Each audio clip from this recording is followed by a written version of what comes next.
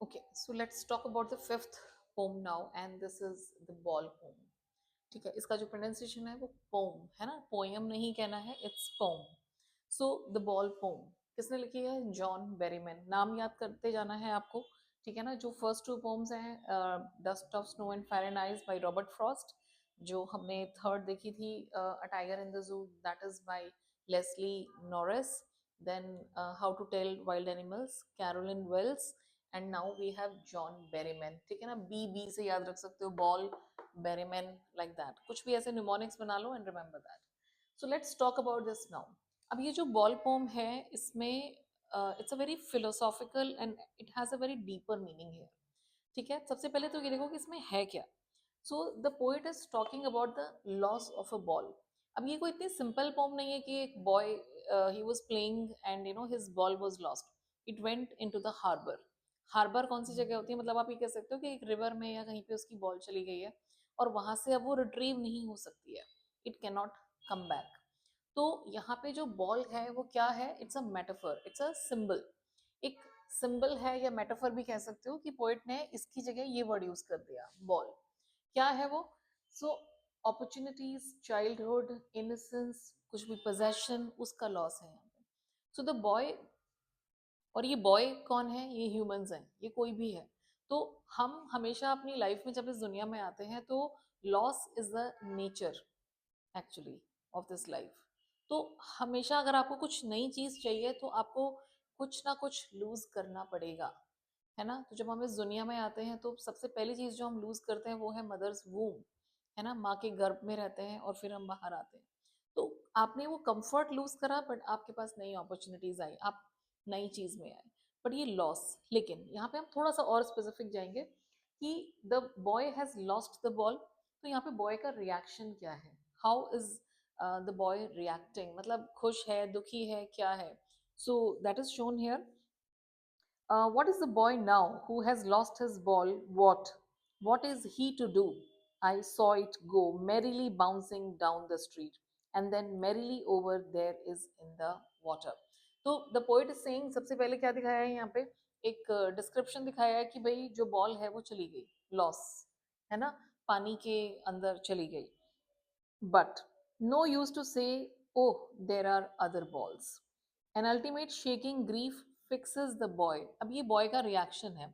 तो बॉल तो क्या है ना कि मतलब रोल होते होते इट वेंट इनटू वाटर, और अब वो वहां से उसको रिट्रीव करना पॉसिबल नहीं है. ऐसे ही जब हमारा चाइल्डहुड हम लूज कर देते हैं, या कोई ऐसी कोई चीज, हमारी प्यारी चीज जो हम लूज कर देते हैं, शायद कुछ चीजें वापस नहीं आ सकती, and you have to accept that fact. ठीक है, एक पहला पॉइंट. ठीक है, तो सबसे पहले चीज है लॉस. लॉस जो है हमारी लाइफ का, you can say it's a part and parcel of our life, एक अभिन्न अंग है, वन थिंग. देन बॉय का रिएक्शन क्या है? ये वर्ड्स आप यूज करो यहाँ पे. He was transfixed. मतलब वो जहां था ना वहीं के वहीं खड़ा रह गया. जब हम बहुत ज्यादा शॉक्ड होते हैं ना, तब हम ऐसे रिएक्शंस देते हैं. तो he was transfixed, he was flabbergasted. ये भी वर्ड आप यूज कर सकते हो. ही वॉज फ्लैबरगास्टेड, कि हक्का बक्का सा रह गया कि भाई क्या हो गया मेरे साथ. और आई थिंक यही हमारा एक नेचुरल रिएक्शन भी होता है when we lose something, है ना. अचानक से कोई चीज हुई, कई बार कोई अपना चला गया, या कोई बहुत आपकी इंपॉर्टेंट चीज खो गई, चोरी हो गई, गुम हो गई. This is a reaction. And he kept on steering. वो देखता ही रहा, उसी जगह पे देखता रहा जहां पे वो बॉल गई थी. And he was scared also, डरा हुआ था. He was frightened, scared. Use this words. तो तीन रिएक्शंस बताने. एक तो डरा हुआ था, एंड उसके लिए यहाँ पे वर्ड यूज कर सकते हो आप, ट्रेम्बलिंग. कांपना था, वो डर से कांपते हैं ना, उसको ट्रेम्बलिंग कहते हैं. तो he was trembling with fear, he was transfixed. वो मूव नहीं कर पा रहा था. बॉडी हिल रही है बट वैसे मूव नहीं कर रहा है. और he kept on staring at that, लगातार देखे जा रहा है. तो इसी पे आपका एक 3 मार्क्स का क्वेश्चन आ जाता है कई बार. तो इसको अच्छी तरह से बताना है आपको. This is the boys reaction. उसके बाद आता है कि पोएट का रिएक्शन. अब पोएट मतलब जो नैरेटर भी कह सकते हो आप. तो नैरेटर ने क्या सोचा है इसके बारे में? अब नैरेटर सेज दैट कि oh there are many other balls, no use to say that. कि अगर मैं इसको बोलूँ, उसके पास जाऊँ, उसे कंसोल करूँ कि कोई नहीं बेटा, और भी बॉल्स हैं, मैं आपको और बॉल दिला देता हूँ, तो I think that is not going to help. क्यों? All his young days into the harbour where his ball went. तो यहाँ पे वो बॉल नहीं गई है पानी में, it is all his young days, मतलब जो उसकी मेमोरीज थी उस बॉल के साथ वो भी उसके साथ चली गई हैं। That is a thing. तो एक तरह से कई बार आप कह सकते हो कि आपका जो चाइल्डहुड है, हमारा चाइल्डहुड चला गया और उसके बाद हम सोचते रह जाते हैं कि यार ये क्या हो गया, we have lost that period particularly. And I would not intrude on him. Intrude करना मतलब दखल अंदाजी करना। तो पहले हमने देखा बॉल हो गई, उसके बाद हमने देखा कि बॉय का क्या रिएक्शन था, डर रहा है, कॉन्स्टेंटली स्टेयर कर रहा है उसी जगह को और बिल्कुल हक्का बक्का सा रह गया है। और पोइट ये कह रहा है कि भाई कोई फायदा नहीं है अगर मैं इसको जाके कंसोल करूं, it's not going to help. क्यों? क्योंकि इस जो पैसा है वो बॉल तो दिला देगा, लेकिन उस बॉल के साथ जो मेमोरीज एसोसिएटेड हैं वो पैसा नहीं खरीद सकता।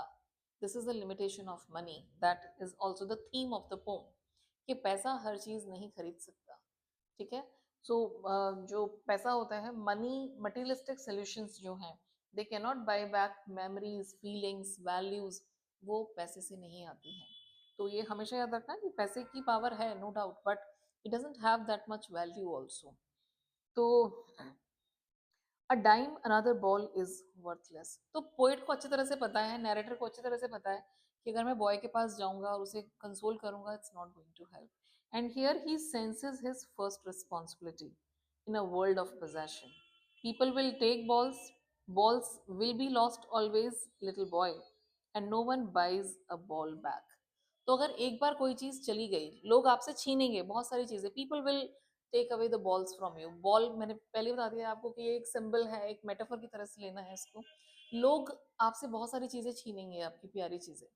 And you have to learn, क्या सीखना है आपको, एक ही चीज सीखनी है, वो है इमोशनल मेच्योरिटी।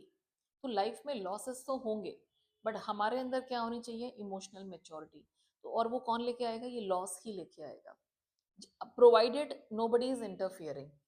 कोई आपको आके कोई सपोर्ट नहीं दे रहा है, कोई इमोशनल सपोर्ट नहीं दे रहा है, and you are doing everything on your own. वो करना है आपको, this is what you need to do. तो ये इमोशनल मेच्योरिटी कब आती है, जब आप when you undergo that pain, that suffering. ये वोकैबुलरी पे ज्यादा फोकस करना है आपको। तो द पोएट हैज, मतलब the narrator has allowed him to mourn. रो तुमने जो लॉस किया है उसके, it's okay if you're crying, if you're mourning, it's fine. You mourn the loss and you undergo that mental pain, suffering and all that, सब कुछ ठीक है। क्यों? क्योंकि यही चीज आपको मेच्योर बनाएगी। स्ट्रगल करो, you struggle to deal with your emotions, कि भाई वो जो एक फीलिंग है, feeling of loss, sense of loss, उस you have to undergo that suffering, anguish. Word याद रखना, एंग्विश, मेंटल पेन। आप बहुत ज्यादा पेन में हो, बट यही पेन क्या करेगा, this pen is going to make you feel very very mature. This is what is going to happen. ठीक है। और इसी से ही क्या आएगा, एक सेल्फ रियलाइजेशन आएगा, अंडरस्टैंडिंग आएगी, and you are also going to get this emotional maturity.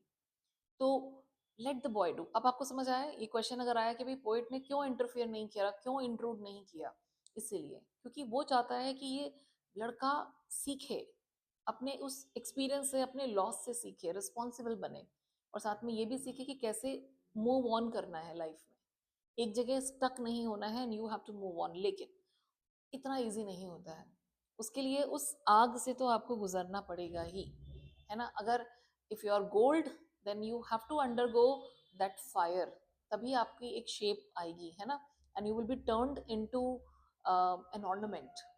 तो I think it is that procedure.